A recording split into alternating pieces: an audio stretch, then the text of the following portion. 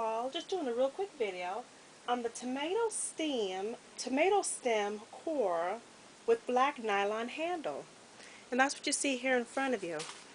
Now, instead of using it just for tomatoes, another use you can be able to do it is on persimmon fruit.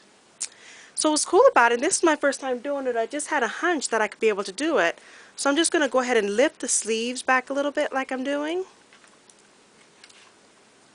And then right where the round part is there, that's where I'm going to go ahead and dig it on out. So I'm just going ahead and squeezing it on in there and kind of working my way around so I can be able to take the stem out. And this is a soft one, guys. But the little ridges on there really do work well. And there we go.